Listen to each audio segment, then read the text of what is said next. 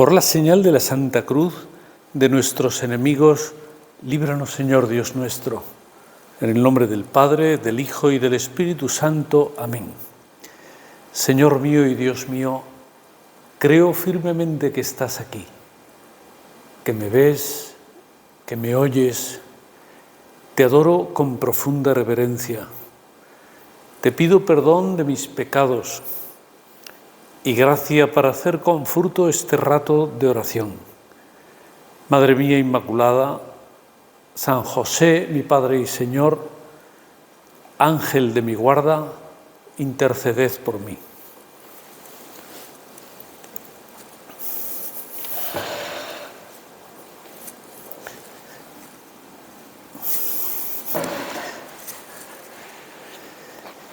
Hemos celebrado hace unos días la fiesta litúrgica del Sagrado Corazón de Jesús. Es una devoción muy extendida entre los católicos y desde hace siglos comenzó en Francia con ese nombre en el siglo XVII.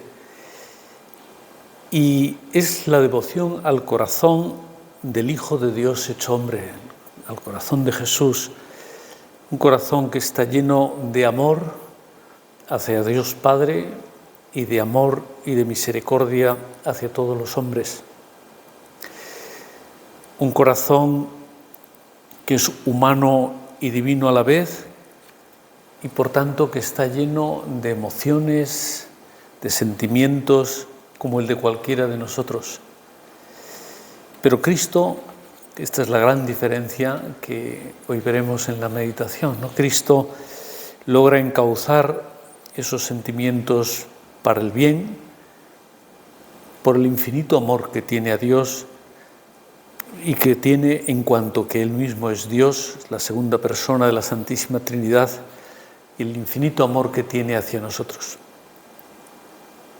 Por eso, aunque es capaz el Señor de sentir el rechazo natural y humano hacia el sufrimiento, por ejemplo en la pasión, esos momentos en el huerto de los olivos en el que el Señor sufre, reza y la misma tensión le produce, dice el Evangelio, sudar gotas de sangre, pero al mismo tiempo que siente con su voluntad humana ese rechazo, al mismo tiempo, decía, es capaz de amar la voluntad de Dios Padre. Y esa voluntad es redimir a la humanidad con el sacrificio de su vida, es decir, entregando en ese momento, a partir de ese momento, su vida que la pone en manos de quienes la van a ejecutar. Claro, esos sentimientos y pasiones que tenemos todas las personas son un aspecto importante de la formación espiritual, algo en lo que hemos de esforzarnos también por formarnos bien, porque por un lado nos ayudan a madurar, a crecer en la vida interior, porque con ellos, con los sentimientos, gracias a los sentimientos, también podemos llegar a conocernos mejor a nosotros mismos.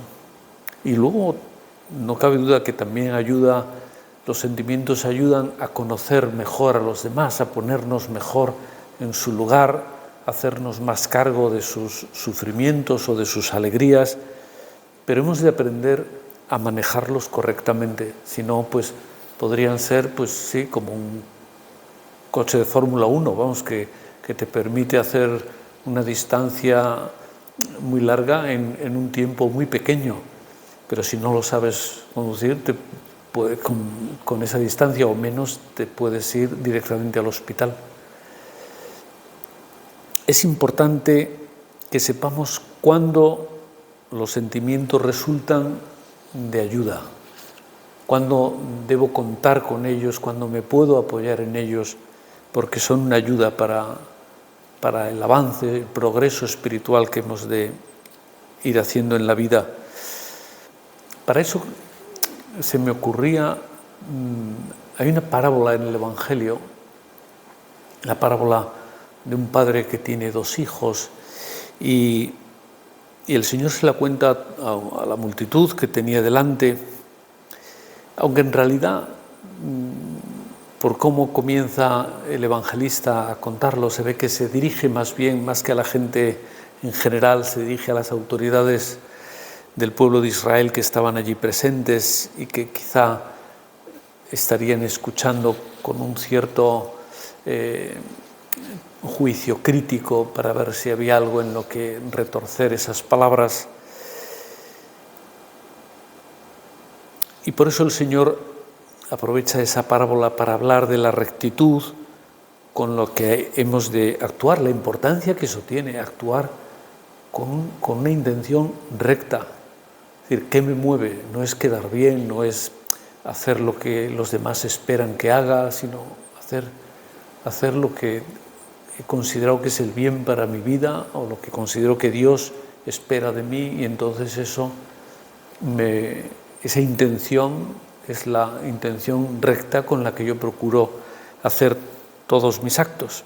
No es solo cumplir con cosas, sino agradar a Dios con las cosas que hago. Pues las parábolas, que ya sabemos bien que no eran solamente un recurso literario que hace el Señor, o retórico, ¿verdad? Pues para contar cosas, para parecer animante, sino son una forma también sencilla de comunicarse. Es un lenguaje que puede entender cualquier persona de las que tiene delante, y detrás de ella, de esas parábolas, está explicando verdades muy profundas. Algunas personas captarían más, otras captarían menos. A veces ni los mismos apóstoles captan nada, no saben qué es lo que ha querido decir, y se lo preguntan aparte, quizá cuando ya por la noche se han ido la gente a sus casas. Explícanos la parábola, le dicen. Pues el Señor habla con el corazón, habla al corazón, está tratando de mover a esos oyentes que le están siguiendo. Y dice el texto evangélico de esta parábola: un hombre tenía 2 hijos, se acercó al primero y le dijo: hijo, ve hoy a trabajar a la viña. Él le contestó: no quiero. Pero después se arrepintió y fue.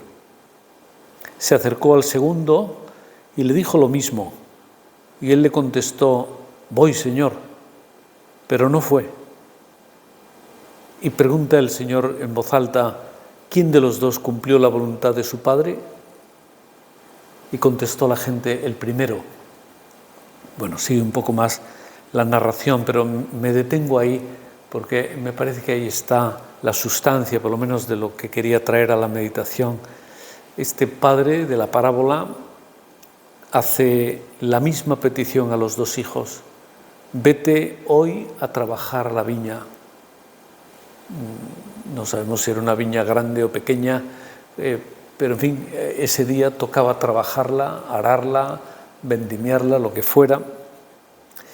Y da la impresión de que ninguno de los 2 hijos tiene ganas de hacer ese trabajo, o por lo menos quizá no tenían previsto hacer eso ese día, y entonces como que el plan del padre les rompe un poco sus propios planes. Y claro, al sorprenderles con esta petición, cada uno reacciona a su modo. El primero, al que el padre de la parábola se dirige, se muestra visiblemente contrariado, y además da la impresión de que no era una persona como que cuidara mucho la diplomacia, ¿no? Y contesta claramente que no irá. Le contestó: no quiero, lo que me faltaba hoy, no quiero. El segundo se ve que esconde lo que en el fondo tiene en su corazón, que tampoco quiere, pero no lo manifiesta, y quizá puso hasta una sonrisa fingida, mucha formalidad, y le responde que irá. Voy, Señor. Podríamos decir que estamos en esa etapa de las emociones, etapa por la que todos pasamos ante situaciones diversas de la vida. Es decir, ¿qué me dice el corazón ¿Qué me dicen mis sentimientos ante esto que estoy viendo, que estoy escuchando, esto que ha pasado, esto que he leído?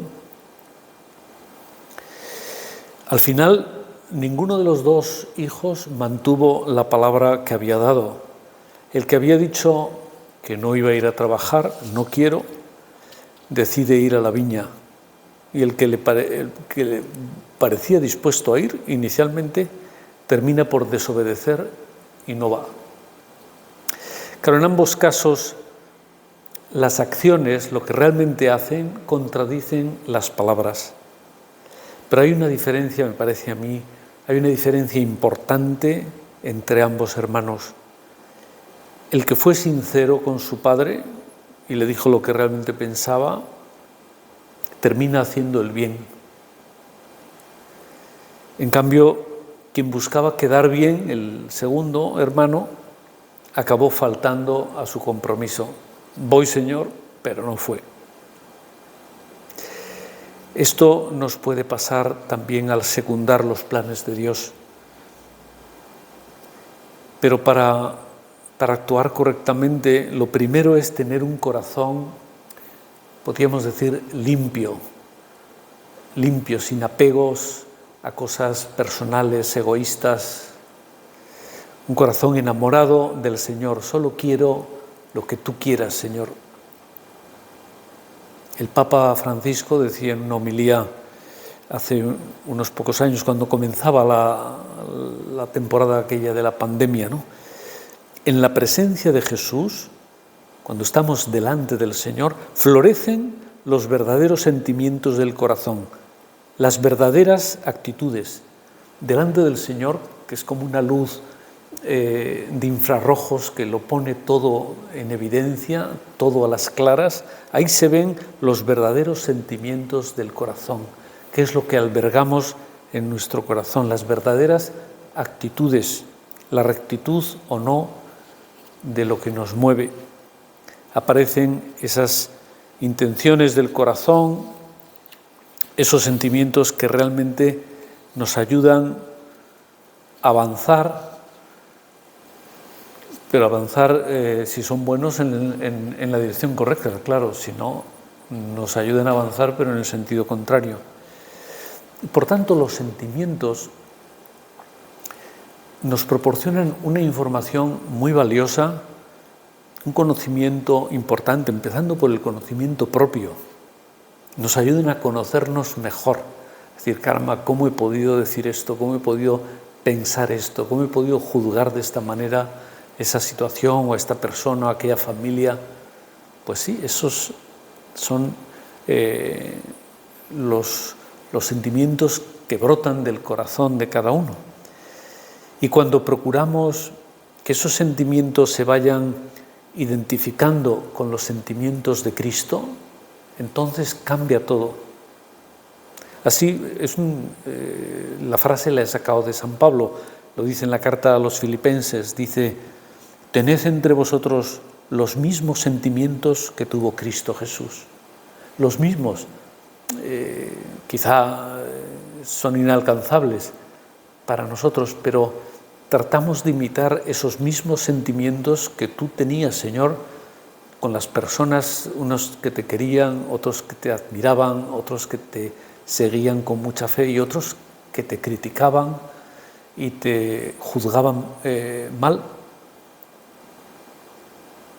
Para llegar a sentir como Jesucristo sentía, nos hace falta la gracia de Dios, evidentemente, y al mismo tiempo la lucha personal por corresponder a esa gracia, esforzarnos por procesar esa gracia que Dios nos da, interiorizarla y convertirla en un motor para nuestra vida, de tal manera que luego lo que nos mueve a actuar son esos sentimientos que informan la inteligencia, la voluntad, pero que están enriquecidos, potencializados por la gracia de Dios.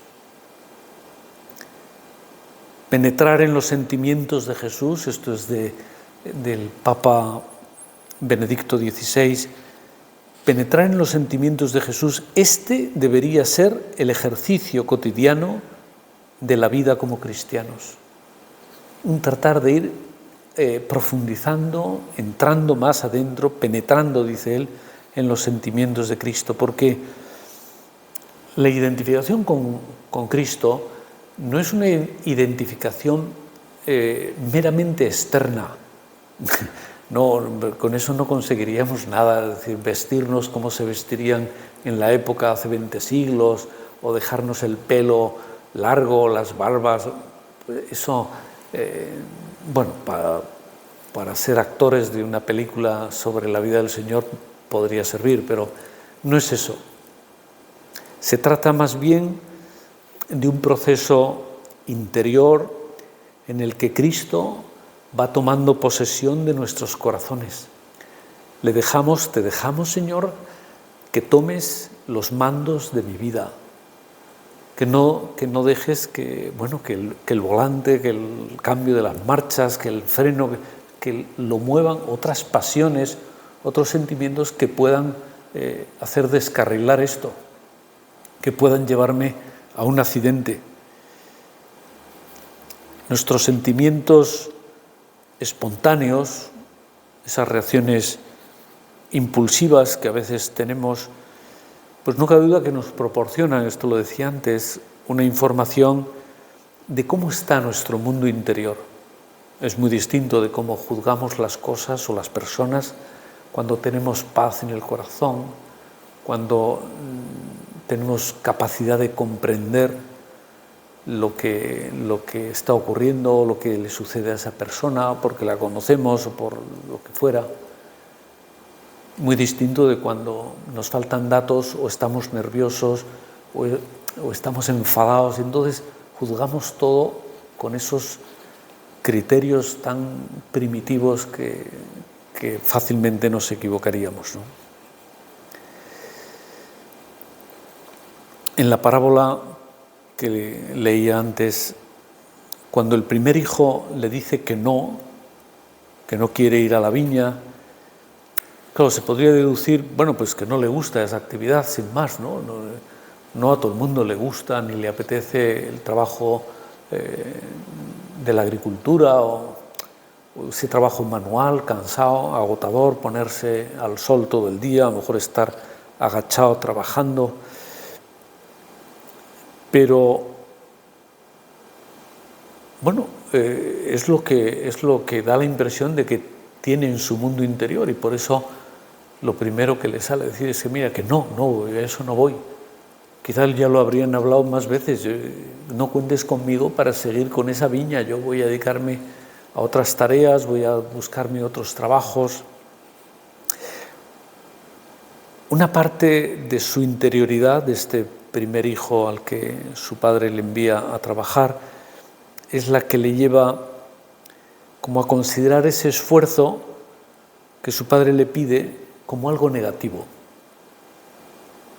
Claro, esto no tiene nada de especial. Todos creo que levante la mano el que no sea así, ante el esfuerzo, ante las cosas que cuestan un sacrificio, porque duelen, porque hay que sacrificar otros planes, pues en principio lo juzgamos como algo negativo. Si es posible, vamos a ver si se lo encargan a otra persona, vamos a ver cómo me excuso de hacer esa tarea. Bueno, lo que quería afirmar ahora en primer lugar es que eso ya nos está dando una información de cuál es nuestra situación interior y que eso explica por qué reaccionamos, juzgamos de esa manera, qué me mueve, qué me alegra, qué me molesta en la vida, qué me frena, muchas veces casi inconscientemente, pero si uno tiene esa capacidad de reflexión, de darse cuenta en el momento o más adelante, o haciendo examen de conciencia, a lo mejor al final del día o en un momento en que uno se para, hace un retiro o un curso de retiro, y dice, pero a mí ¿qué es lo que realmente me mueve? ¿Por qué actúo así? ¿Por qué estoy quizá sin hablarme con esta persona? ¿Por qué he tomado esta determinación? Claro, por eso creo que es bueno que nos preguntemos, ¿y yo quiero vivir así, dependiendo de esos sentimientos, de esos juicios impulsivos. Es tanto como se suele decir a veces, ¿no?, girando como una veleta que depende en qué dirección sopla el viento, pues hacia ahí se mueve y cambia para acá, para allá, pero no marca, como explicaba en otra meditación, como la brújula que siempre marca el norte, da igual para dónde sople el viento. La veleta no, está siempre en la dirección, claro, por eso proporciona otra información distinta de la brújula, ¿verdad? Pues quisiéramos que las emociones nos llevaran de un lado para otro. Pienso que no, que en el fondo todos responderíamos siendo sinceros con nosotros mismos, pues realmente no, yo quiero tener los mandos de mi vida, yo quiero agarrar el volante, yo quiero ir por donde, de acuerdo a dónde quiero llegar, pues no dejarme llevar, pues no sé, pues porque aquí hay un parador muy bueno y me voy a detener, porque esta carretera no me gusta, voy a buscar otra que tenga mejores paisajes. Bueno, pero si al final no llegamos a nuestro destino, no valió la pena nada de eso. Por eso lo primero es tener claro hacia dónde vamos, hacia dónde voy, Señor. Esto que estoy haciendo, esto que estoy pensando, ¿me acerca o me aleja a donde tú me quieres, a esa meta que hemos trazado juntos, más bien que has trazado para mí de antemano y yo la he elegido libremente? Conocer hacia dónde quiero ir es también un modo de conocerse mejor a uno mismo, ver si esas reacciones o esas decisiones que tomamos en la vida, ¿estos serían las decisiones que tomaría Cristo? Porque si al final estoy buscando identificarme con Cristo, mis reacciones se van pareciendo. Creo que sí, que esto es como hemos leído o escuchado que Cristo hacía en el Evangelio. Pues vamos bien.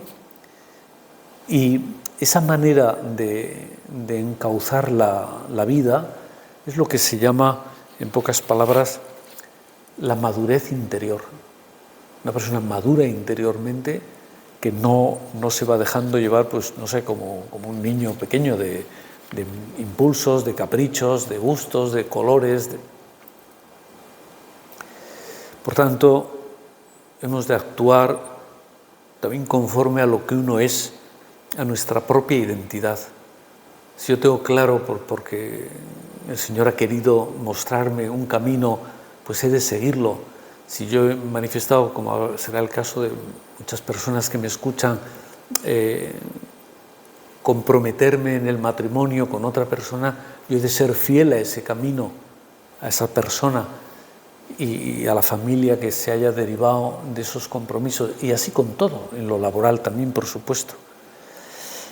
En la parábola evangélica con la que empezábamos la meditación, parece como que el Señor quisiera decirnos que los sentimientos no es la única voz que nos debe guiar por el camino. Si eso fuera así, pues corremos un riesgo terrible. La primera reacción de los hijos, la reacción de los sentimientos, esa reacción espontánea, pues menos mal que no la siguen. Lo que les mueve es la segunda, es una reacción más reflexiva. Quizá el primer hijo pensó en el bien que suponía para su padre que trabajar en la viña, la alegría que le iba a dar siendo obediente o haciendo un trabajo que él a lo mejor ya estaba mayor y no estaba en condiciones de hacerlo, y va y obedece.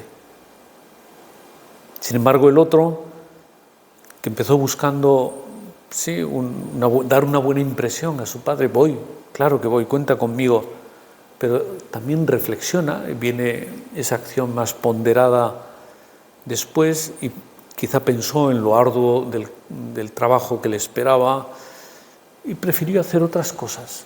Y dijo, no, eso... Y no fue.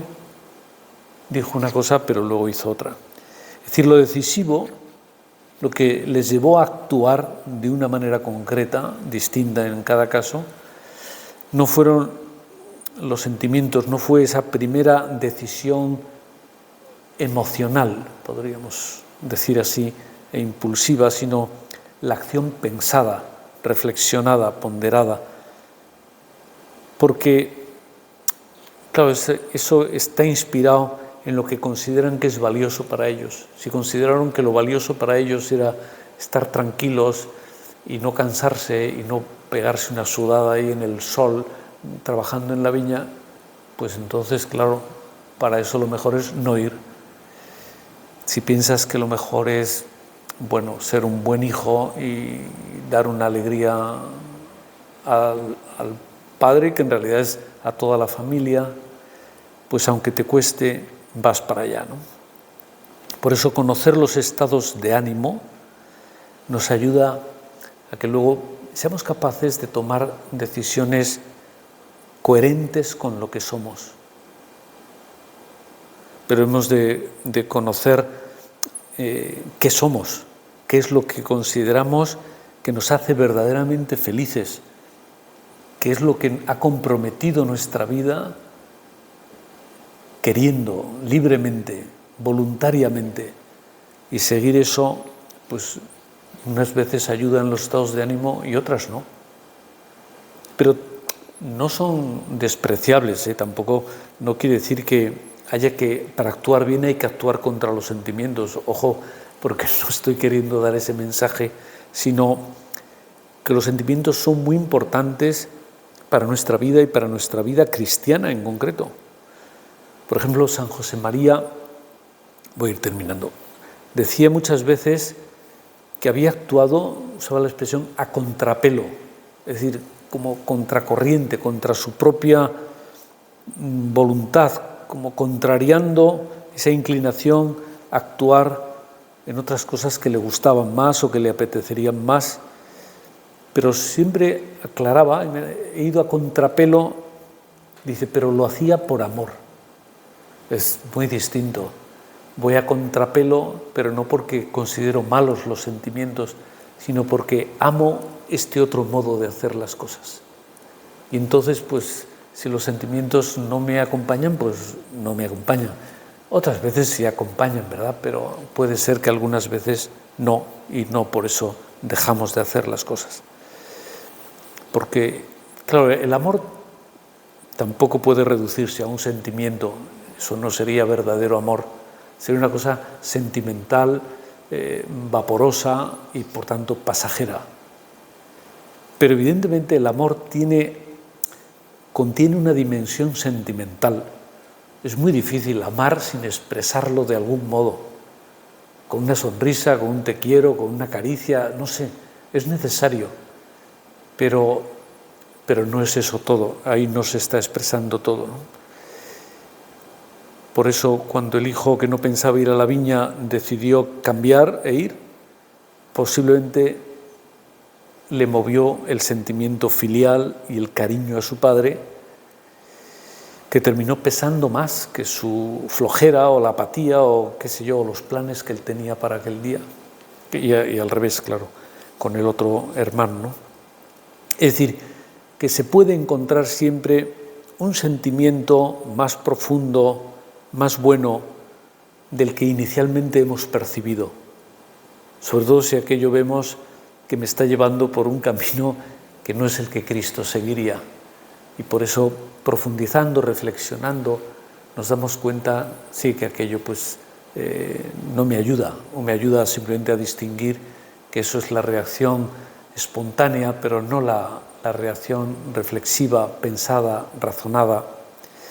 Pues vamos a terminar la meditación pidiéndole a la Santísima Virgen, que es nuestra Madre y nos quiere como solo las madres saben querer a sus hijos, ¿no? Que aprendamos a discernir, a distinguir esos sentimientos que mejor nos configuran a cada uno con Jesús.